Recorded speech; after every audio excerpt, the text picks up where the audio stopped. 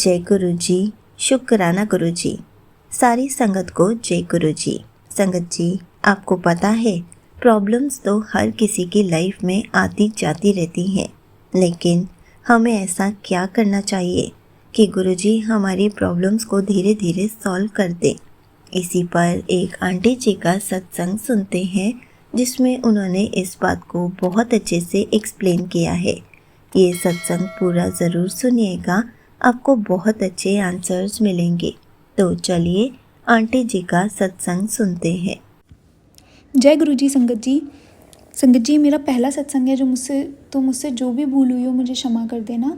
और मैं अपना सत्संग शुरू करने से पहले गुरु जी का मंत्र जाप करूंगी। ओम नमः शिवाय, शिव जी सदा सहाय। ओम नमः शिवाय, गुरु जी सदा सहाय। ओम नमः शिवाय, शिव जी सदा सहाय। ओम नमः शिवाय, गुरु जी सदा सहाय। जय गुरु जी, शुक्राना गुरु जी। तो संगत जी, ये बात 2 साल पहले की है। मुझे अपना काम शुरू करना था और मेरे अंकल जी को भी अपना काम शुरू करना था। मेरे अंकल जी जॉब करते थे, तो हम ससुराल चले गए दिल्ली। वहाँ पर मेरे फादर इन लॉ हमारी हेल्प कर रहे थे। तो मैंने अपना जब सैलून खोल रही थी, उसकी शॉपिंग करने गई थी लाइटिंग की, तो वहाँ पर सबसे पहले मैंने गुरुजी की तस्वीर देखी थी। उस वक्त मैं उन्हें बिल्कुल नहीं जानती थी, मुझे नहीं पता था कि ये गुरुजी हैं, छतरपुर के बड़े मंदिर हैं, शिव जी का स्वरूप है, मुझे कुछ भी नहीं पता था। मैं बस उन्हें देखती रही, हमने शॉपिंग करी और फिर हम घर वापस आ गए। उसके कुछ दिन बाद मेरे एक स्टाफ ने मुझसे कहा कि मैम आप गुरुजी की तस्वीर लगाइए सैलून में, और मैंने मना कर दिया क्योंकि मुझे नहीं पता था उनके बारे में, मुझे कुछ भी नहीं पता था। और मैं ऐसे कैसे किसी की भी तस्वीर अपने कहीं पर भी लगा लूँ, पता चले मेरे फैमिली को, पता नहीं मेरी फैमिली कैसे रिएक्ट करती कैसे नहीं। तो मैंने मना कर दिया और मुझे क्षमा कर दो गुरुजी, मुझे उस वक्त आपके बारे में कुछ भी नहीं पता था, मुझे क्षमा कर दीजिए। और मेरे अंकल जी ने भी अपनी फैक्ट्री का काम शुरू कर दिया था, बट उन्होंने जॉब नहीं छोड़ी थी, उन्होंने वर्क फ्रॉम होम ले रखा था।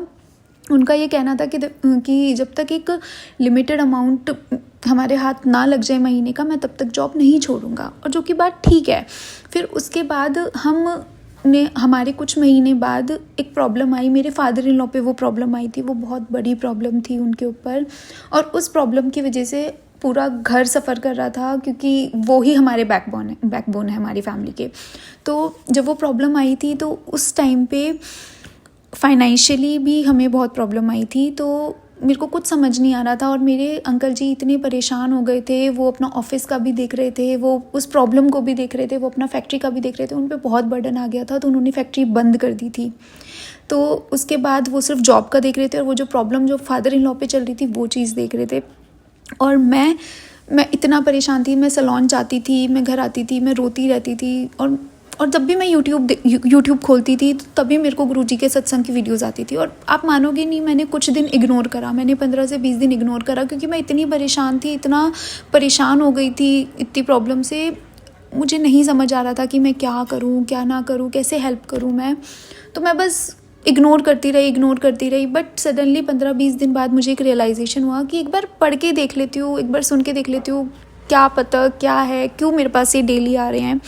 तो मैंने तब गुरुजी के सत्संग सुने, और मैंने हफ्ते 10 दिन लगातार गुरुजी का सत्संग सुन रही थी। पूरा दिन सत्संग सुन रही थी, क्योंकि मेरे को एक सुकून मिल रहा था उनका सत्संग सुन के। और सबसे बड़ी बात, जो उस सत्संग में मेरे को सुनाई दे रहा था, जो मैं सुन रही थी, वो सब मेरे साथ हो रहा था, वो सब मेरी फैमिली के साथ हो रहा था।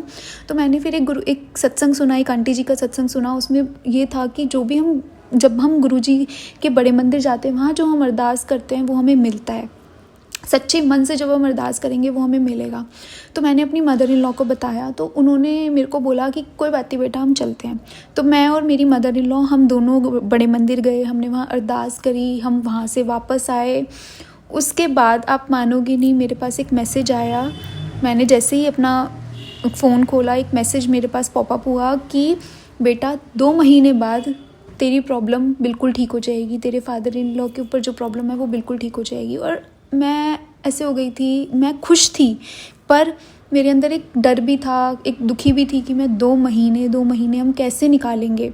बट फिर एक और मेरे पास, मैंने बस ये बात सोची थी, फिर एक और मेरे पास मैसेज आया कि बेटा 2 महीने इसलिए इतना टाइम लग रहा है क्योंकि तेरा काम मैं पक्का कर रहा हूँ, जल्दी का काम शैतान का होता है। तो मैंने सोचा ठीक है, ये सही है, हो जाएगा। अब हमने 2 महीने जैसे तैसे निकाले। उन 2 महीने के बीच में मेरे अंकल जी को ऑफिस से कॉल आता है कि आपको ऑफिस आना पड़ेगा। उन्होंने ये बता रखा था कि घर में प्रॉब्लम चल रही है, बट उन्होंने एग्जैक्ट प्रॉब्लम नहीं बताई हुई थी कि क्या प्रॉब्लम चल रही है। हमारा प्लान तो ये था कि एक बार हम अपना फैक्ट्री का काम शुरू करेंगे, एक बार एक अर्निंग होगी तो ये जॉब छोड़ ही देंगे, हमें जाना ही नहीं पड़ेगा। बट वो प्रॉब्लम इतनी बड़ी आ गई, उन्होंने अपनी फैक्ट्री बंद कर दी और मेरा भी प्लान ये हो गया था कि मैं भी अपना सैलून बंद कर दूँगी। तो एक बार ये प्रॉब्लम ठीक हो जाएगी तो हम वापस जॉब पे ही चले जाएंगे मेरे अंकल जी। तो हमने फिर इन्होंने बोला कि मैं फिर पेपर डाल देता हूँ, क्योंकि मैं अभी तो आ नहीं सकता।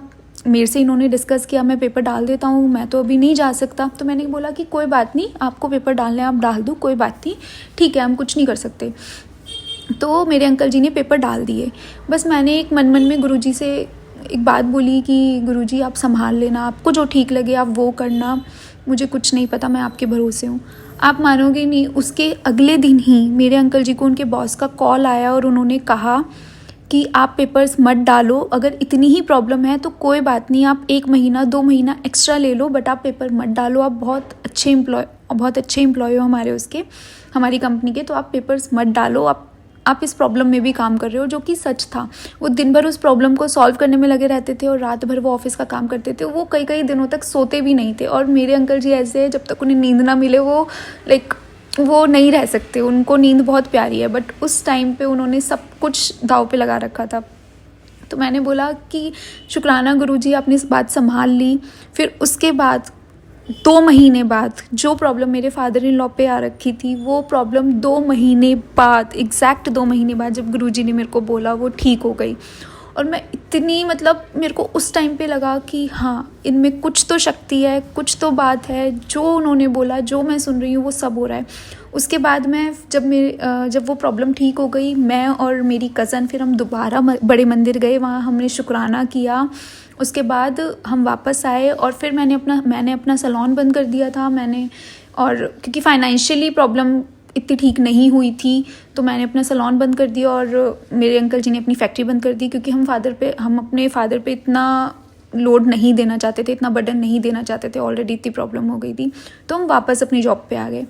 तो मैं बस यही कहना चाहती हूँ कि गुरुजी को मानो, मांगो मत। गुरुजी को मानोगे, गुरुजी उनके उसमें रहोगे, उनका मंत्र जाप करोगे, बस वही शक्ति है। मैं पूरा दिन मंत्र जाप करती रहती थी। पूरा दिन मेरे दिल में ये रहता था कि गुरुजी प्लीज़ इसे ठीक कर दो। मैंने कभी बोला नहीं, बट मैं बस पूरा दिन मंत्र जाप करती रहती थी। और ऐसे कई सत्संग हैं जो मेरे साथ हुए, मेरी फैमिली के साथ हुए, मैं आपको अगले सत्संग में बताऊँगी। और आज के लिए मैं आज के लिए यहीं पर ही विराम देती हूँ। जय गुरुजी, शुक्राना गुरुजी, और मुझसे जो भी भूल हुई हो मुझे क्षमा कर देना। जय गुरुजी।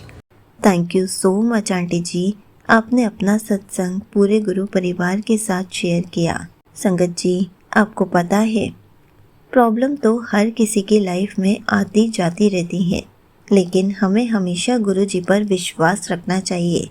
संगत जी, गुरु जी हमेशा कहते हैं, जितना विश्वास होगा उतनी ही जल्दी काम पूरा होगा।